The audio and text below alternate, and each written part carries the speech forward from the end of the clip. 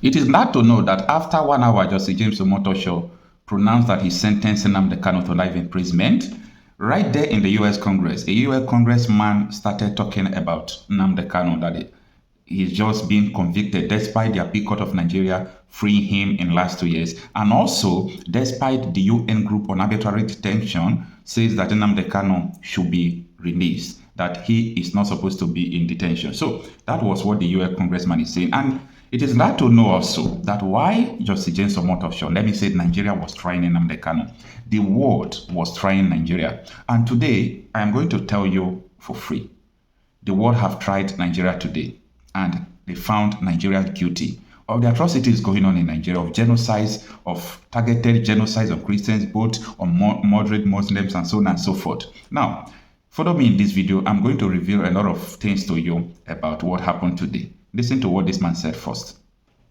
Psalms 96:14 asks, "Who will rise up for me against the wicked? Who will take a stand for me against evildoers?" Nigeria is facing one of the gravest religious freedom crises in the world. As the former chairman of the House Foreign Affairs Committee on Africa, I have visited and have seen firsthand the direness of the conditions in what is now the deadliest place on earth to be a Christian. They are targeted, displaced, and killed simply for their faith. The ancient plea, "Is there no help for the widow's son?" still echoes today. Since 2019, nearly 17,000 Christians have been killed. In the first 7 months of this year alone, hundreds more were murdered. On June 13th, during the Yellowater massacre, more than 280 Christians were slaughtered in a single day. These are not isolated tragedies, but a sustained pattern of religiously motivated violence, often ignored or even enabled by the Nigerian government. Extremist groups like Boko Haram, Fulani militants, and ISIS West Africa attack often without any meaningful intervention from authorities. The lack of response has created an atmosphere of impunity where Christians continue to live in constant threat and fear. The United States has previously recognized this crisis. President Trump not only designated Nigeria as a country of particular concern during his first term, but redesignated it again in his second term after President Biden inexplicably removed that designation. Religious persecution is tied to political repression and weakening institutions in Nigeria. Example, the detention of Mazi Nnamdi Kanu is a clear example. In 2022, Nigeria's Court of Appeal struck down the charges against him and ordered his release. The UN Working Group on Arbitrary Detention has also called for his unconditional release. Yet he remains in solitary confinement, in deteriorating health, and recently had to represent himself in court. Nigeria has signaled that the law is optional and targeting Christians is fair game. Just hours ago this morning, despite the pleas and cries of the Nigerian people and many Nigerian lawmakers, Mazi Nnamdi Kanu was convicted on all charges. For fiscal year 2025, the U.S. has requested nearly $8 billion for sub-Saharan Africa.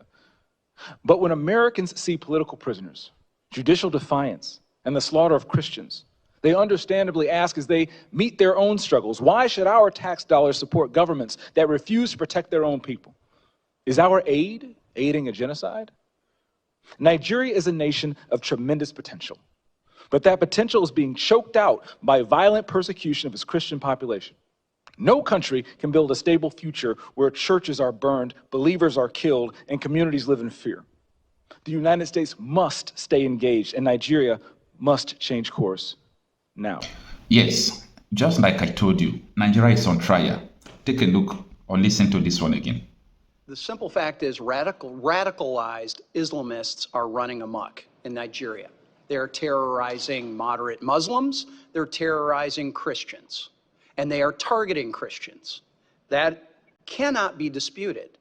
And while we see many people trying to emphasize the outside issues, lifestyle, who owns land, who is the herder, et cetera, they want to emphasize that those are the key drivers and that they're the key drivers of everything but religion. And I and many others, and I'm not just talking about those of us on this committee or Americans, I'm talking about religious leaders in Nigeria, believe religion is one of, if not the main driver of targeted violence right now. We just heard from Bishop Anagbe. A week and a half ago, I talked to President Magaji. President Magaji is the president of my own, he's the Nigerian president of my own faith sect, the Christian Reformed Church. We have 400,000, mostly from a Dutch background, 400,000 participants and members here in North America between the United States and Canada. We have 500,000 in Nigeria. We are essentially an African church that happens to be headquartered in Grand Rapids, Michigan. And I want to ask this question, because this seems to be sort of part of the central argument. Well, this isn't necessary. Well, certainly the Trump administration believed it was necessary the first go around. And I want to ask this question. Did things improve when the Biden administration removed the CPC?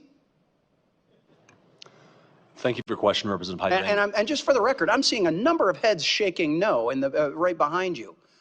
And these are people that may have a little better information than what the American media is, and they're all nodding their head right now. So go ahead.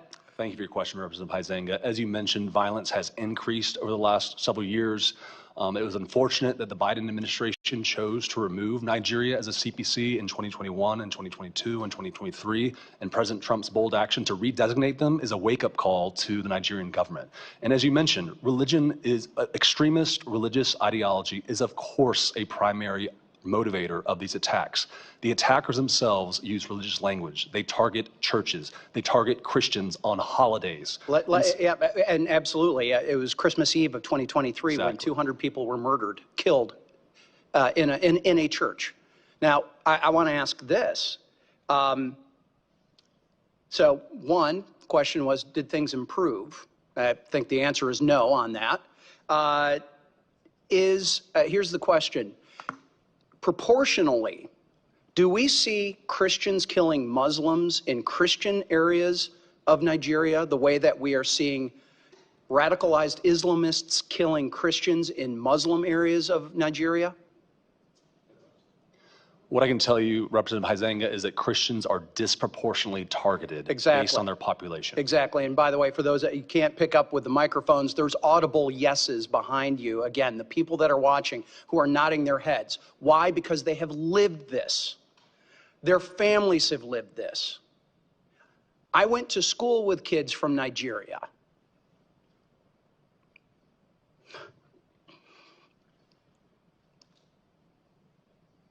I've got neighbors who've been missionaries there, who have family there, who have friends there, who know this is going on. Yet we've got not just the mass media, we got people within Congress denying that this is happening, or certainly de-emphasizing it. It ought to be outrageous that it is Christians, moderate Muslims, anyone being terrorized by these radicalized Islamists in Nigeria, and we've got the Tinubu government sitting back and not doing enough. And I recently just was interviewed by Nigerian television, Arise TV, and that was really their question. Is the Tinubu government doing enough? And I had to answer, no, they are not. And I do not understand how a delegation can come here to the United States and downplay and come up with all of these other excuses as to why this is allowed to happen. It should be rejected and should be called out for what it is. It is unfortunate to know that Nigeria government or the officials, you see all these old men, they think that the life they lived before is the life that people are living today. They don't know that the world is already living them. Now, a sitting governor of Nigeria came to Arise News and he made a statement that we know where these terrorists are, we know whom they are, we know their parents, we know where they live. This is a sitting governor of Zamfara State, Dauda Lawal. And the United, the United States Congress, we're telling the Nigerian delegates today who gave that you are not doing enough. We know what is going on. So just coming here to look for diplomacy for us to forget about what is going on, whereas the real issue is going on. Take a look at what Dauda Lawal said. Like I said, we know where these guys are. We know where they live. We know their parents. You know them as a government. Of course we do. They live with the same community we live. So why is it difficult to get them? That is the $1 million question that I should ask you. We are trying to understand, for those of us who are now conversant with Zamfara, have never been there, and we hear you as a chief security officer speak tonight to say you know these people, but yet you can't get them. It's a head scratcher. It is something that we are trying to all put our heads together. That is why, from what I can do as a governor, to have this CPG as a first line of defense. Of course, military are there, police are there, as well as civil defense, but they are not under my control. They are under the control of federal government. And they are